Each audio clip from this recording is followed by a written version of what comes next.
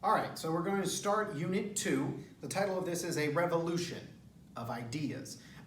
Those are the days for the reading quizzes. It's going to be day 3 and day 6. So, of course, those dates will depend on when I actually see you. So I want to start this off by you taking a moment and thinking about, what does the word revolution mean?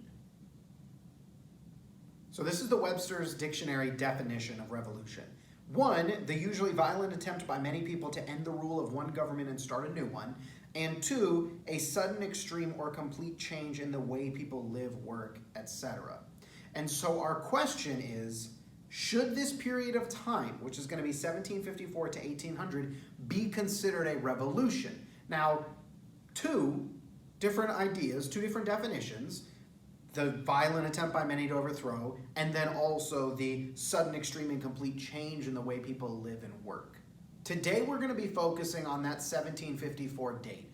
And the reason that this is a dividing line, and it's actually the dividing line of period 3, side little exam tidbit, periods 3 through 8 get most of the questions on the exam. That's why periods 1 and 2 got combined into the first unit. This is when we start with not like the most important of American history, but the stuff that you get tested on the most. So anyway, 1754. We are going to see leading up to this potential and growing tension between the French colonists and the English colonists. You can see here on the map kind of where you have this division, and there's this like orangey shaded area, and it's disputed territory. Disputed territory is maybe something you'll run into when you go to college and you are living with another human person. And there's the idea of, well, that's where I put my stuff. Why is your stuff there? And a really easy way to fix that is, and this is actually a real thing that some kids in college have to do. Their RAs, or resident advisors, will suggest they put tape down the middle of the room. That's your side, that's my side. That disputed territory is the stuff that doesn't fit perfectly in this, it's mine or yours. Both lay claims to it. And we're seeing this divide between the colonists of the French and the English over this Ohio River Valley, which is again in that orange section. And ultimately that's going to lead to the French and Indian War. Now, we don't ultimately care about the French and Indian War for the actual fighting of the French and the Native Americans against us. Who cares? What we really care about is this question. How did the French and Indian War lead to a change in the relationship between the colonies and Great Britain? See, 1754 and the French and Indian War is mostly important in how it sets up the revolution as opposed to whose land is it? That part doesn't really matter. Now, in saying this, I am going to talk about the French and Indian War, but I'm not going to dive into the actual nitty-gritty battles and whatnot. I'm mostly going to tackle why it happened and then the significant impact it'll have. So the French and Indian War, also known as the 7 Years' War, is part of a larger conflict. And by larger conflict, I mean this fighting in the colonies isn't the only fighting Britain and France are doing. This is just more of a kind of world war angle, and we won't focus too much on that world aspect because this is American history, but this is one part of a multifaceted war. This is not the French versus the Indians. The way that I suggest people to remember it is if you were an English colonist and you are walking around town and someone stopped you and they said, hey, who are we fighting again? You'd be like, oh, well, we're fighting the French and the Indians. The sides on this are the British, with some Native American allies, against the French and their more significant Native American allies. Remember, the colonists for England are included in that British part. So while you are going to have British forces, it is also the colonists who play a factor in this. This started over disputes over land in that Ohio River Valley. No one's innocent in this. Both sides, colonists keep pushing and trying to take that land, and the Native Americans are also intermixed in this. So when the question arises, why wouldn't the Native Americans side with the British? Go back to what we talked about with European exploration. The French colonies and colonists were more likely to be kind of in a decent relationship with the French. They were trading with the French for that fur trade. They were relying on the Native Americans to supply them, and so they wouldn't anger them. And the British kind of are like, no, this is ours. We don't care about you. And so the Native Americans are more likely to side with the French because, well, I historically have had better relationships with you than that other group. Technically, this war starts when a young whippersnapper by the name of George Washington is sent out to a fort in this disputed territory, I should say. And he's sent out by the governor of Virginia, and he gets promptly destroyed. Like, this actually is a really bad war for George Washington. He does a really terrible job, so oof.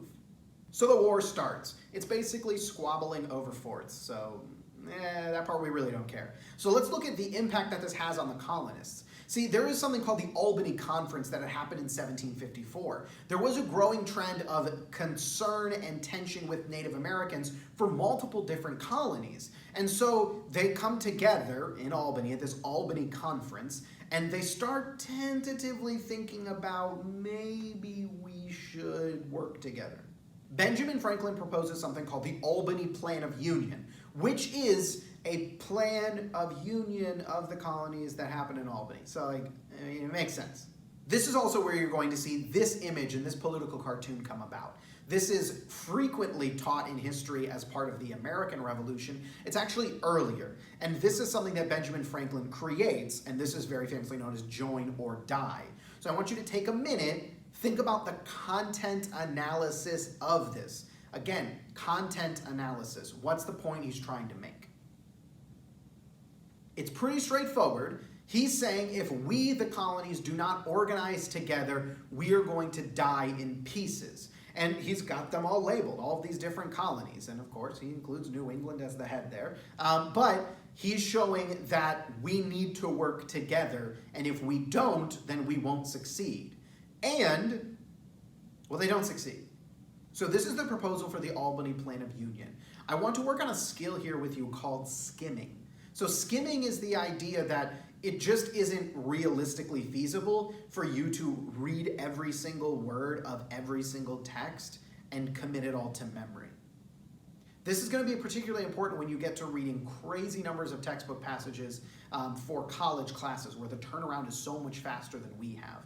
And so this is a skill. It'll take time to get better at, but it's can you read quickly and be able in the moment to pick out the most important things. So let's practice that here. Insert it here.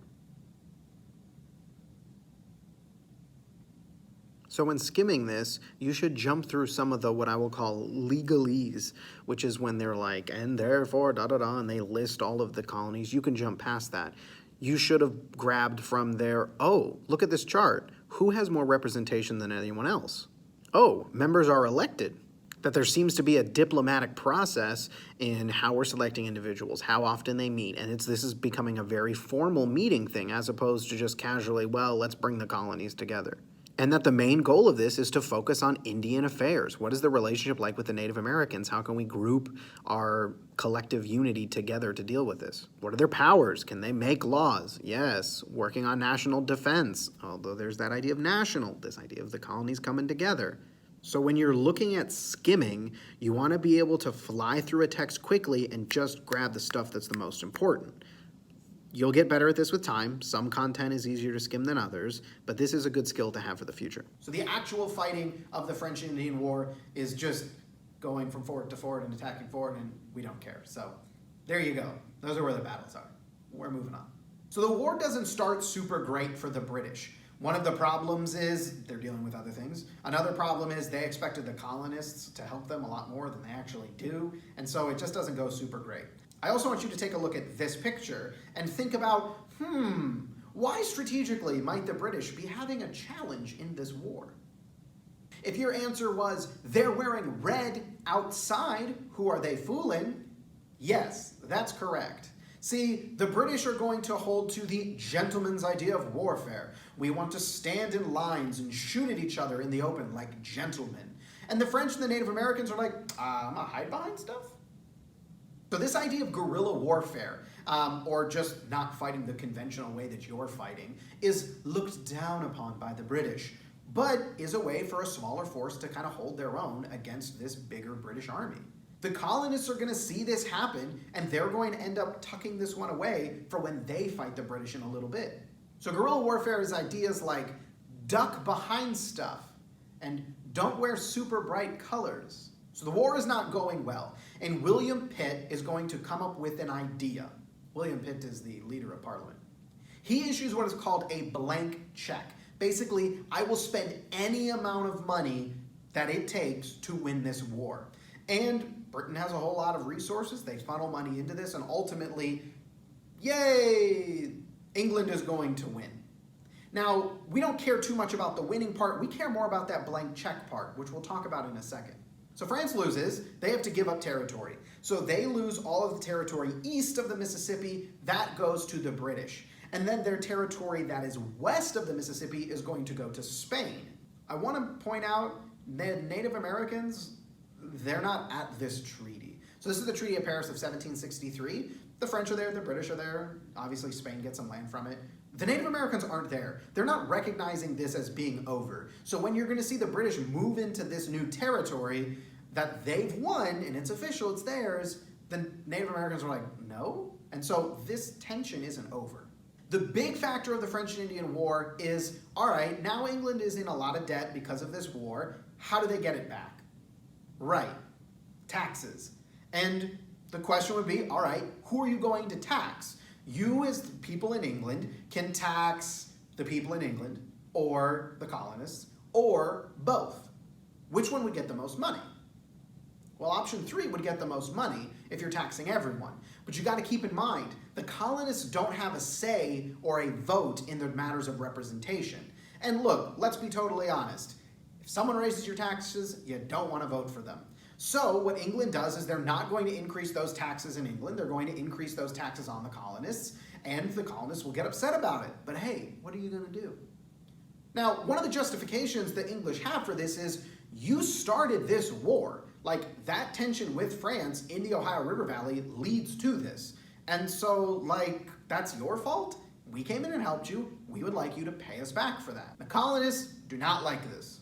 You're going to see something called parliamentary sovereignty. Before, the colonists have been operating under this idea of salutary neglect. Sure, England put rules on us, but they're not enforced, so who cares? And they grew their own independence, and they just functioned by themselves. And now England's going to step in and say, oh, no, we can tell you what to do. And they'll start enforcing things. This is parliamentary sovereignty. Parliament has the sovereignty to rule and make decisions on the colonist's life.